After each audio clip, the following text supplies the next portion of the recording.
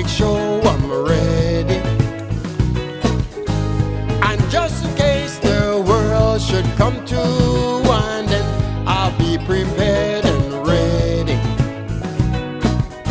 I got me bunker building, me food is stocked and waiting. Water and me gas tank full and the gates don't check, so I ain't sure no fretting.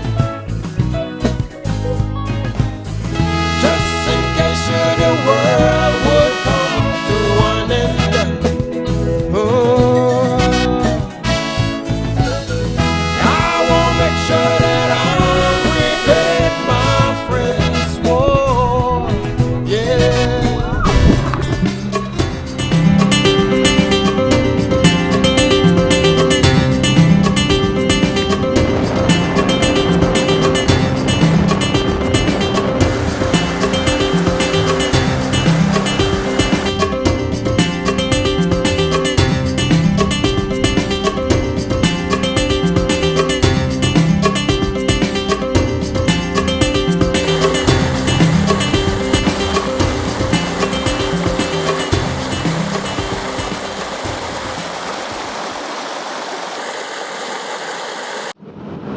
So tell me, what do you do out here, and like, what is your job? Why do you spend so much time out here? Well, I'm a forester for Pine Lumber Company in Bull Ridge. We do, I manage 22,000 acres up in the Mountain Pine Ridge. It's the eastern portion of the Mountain Pine Ridge. Currently, right now, we're doing thinnings. We've had some bad fires in the past couple years, and so we've been thinning out a lot of the trees that died, that got scorched pretty bad. And we're leaving out a lot of the seed trees for natural regeneration. Went to college up in University of Florida for 2 years in my bachelor's in forestry. Came down and started working for my dad's business. Tell me how has COVID-19 affected your work? What changes had to happen? Well, and we did have to let go a lot of staff. We downsized a bit, but and obviously we haven't been getting a lot of sales with timber. Nobody could do construction. Nobody has money to do construction. But we still have to manage our area. Despite we have no sales, we still have to put money into management. The management never stops. The forest doesn't care if there's COVID or not. They're still growing. We still have to do management up here. So we've been keeping busy and spending money in the forest.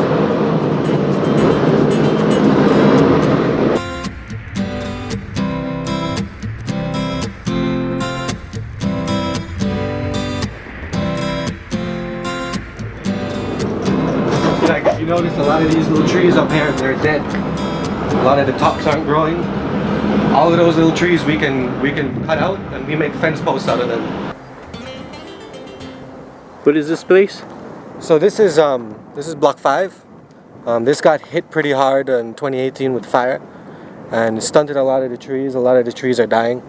So what we're doing right now, for the trees not just to rot in the ground and have more fuel for fire, what we do is we cut the trees to make it into fence posts, so we can use it as a product. So we can have money, so we can continue managing the area. Especially the times with COVID, we're managing the area, but we're also using our same management practices, such as thinnings, to generate a little bit of income as well. Yeah. These trees over here, they're too close together. So what we do, we go in and take out the bad trees, the ones that look like they're dying or they look deformed. We'll cut them out so that the better trees can grow up faster and have better regeneration. And especially after this fire, it killed a lot of the younger trees. So instead of it rotting on the ground, we'll take them out and use it as a product. We can sell that and put the money back into the management. Well, like areas that were scorched like this, they can come back, but they'll take a while. But that's why I'm thinking about doing a little nursery so students can come up and replant, and it'll help for the forest to grow back even faster after these bad fires. You can see even after a wildfire, the forest can regenerate back itself naturally.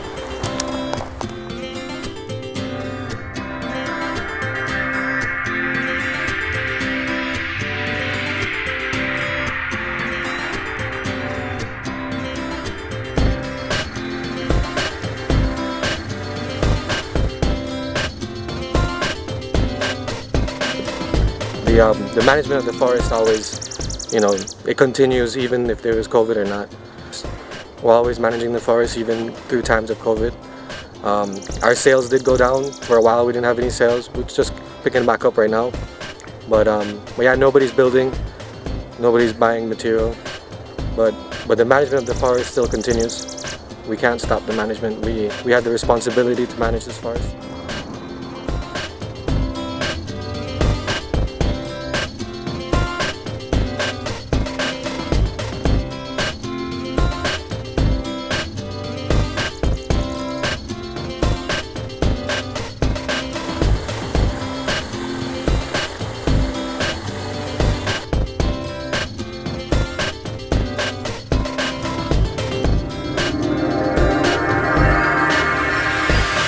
So we will find a way to ensure that the Ministry of Health is not lacking in the tools, in the personnel necessary to defeat this greatest enemy of ours, this COVID-19. Thank you.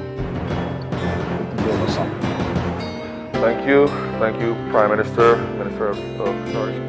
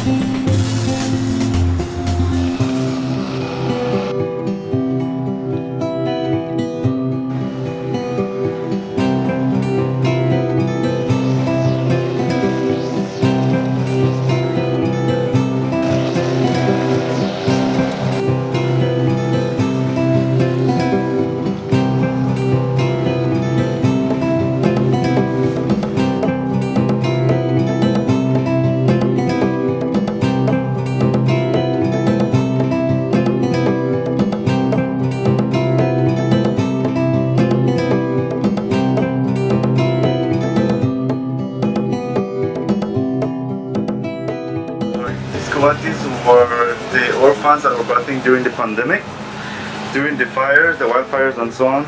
So as you can see, they are trying to go way to the back instead of coming here to the front, which is very essential in releasing them back to the wild.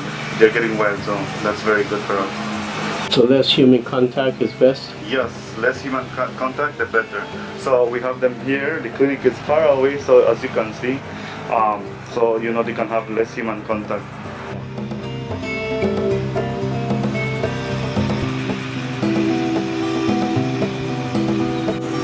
So these the parents were lost in the fire?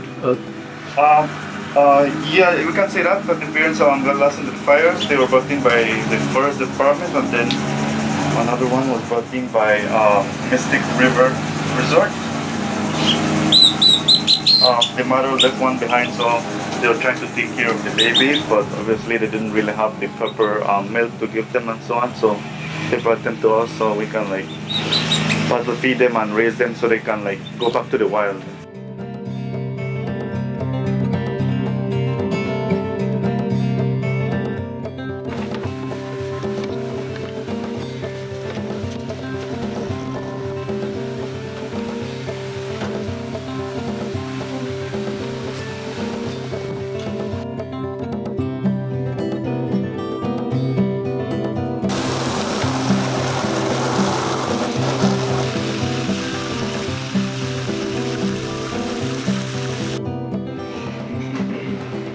What is this medication? So this iguana is getting some pain medication, which is anti-inflammatory and pain. Meloxicam. She has an amputated arm, if you can see it on the other side. She basically had a swollen abscess, but it was very big and already causing the bone to get infected, so that was why she was amputated. And she was on antibiotics, but it's healing already. So for now, we're just giving the pain medication. And she has good appetite as well, so hopefully she can recover and return to her home.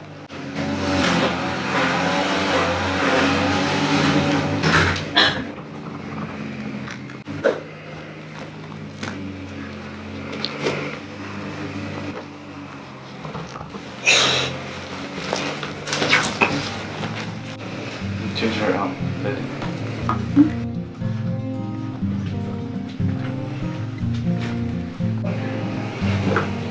So here she loves eating. So this is her platter. So basically, like a green salad platter with some oranges, greens, and a little bit of fruit. Chaya. Yep, chaya. That's what she loves. She eats all of her platter.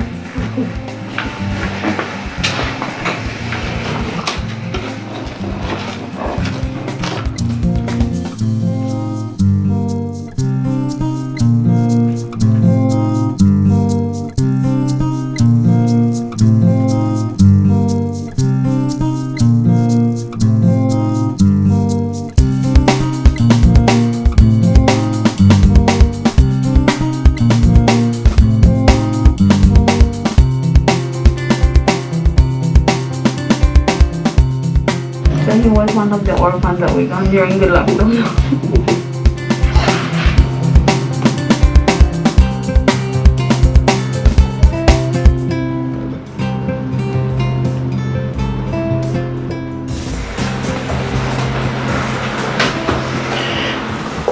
Tell me about the wildlife clinic and the struggles that you're having with the COVID-19 crisis. Well, hello and good morning.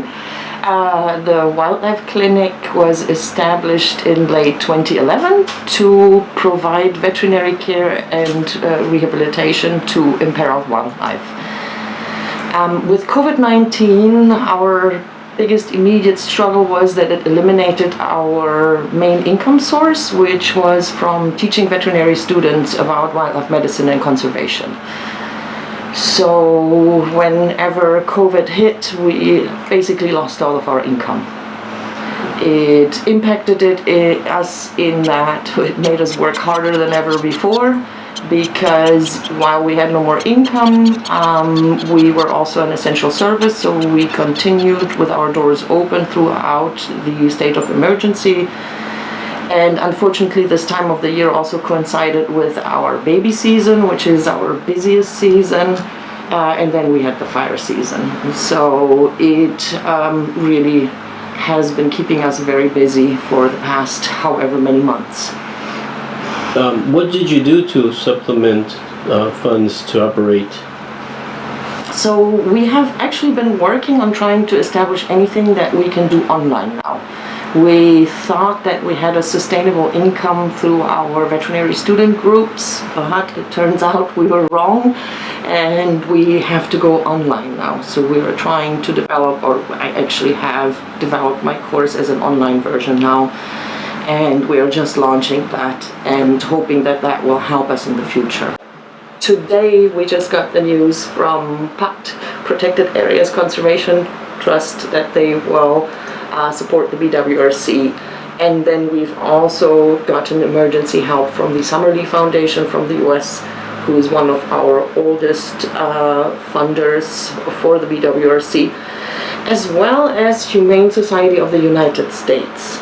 So that has helped us keep our doors open to now, and also for the next few months to keep our staff employed and the animals cared for.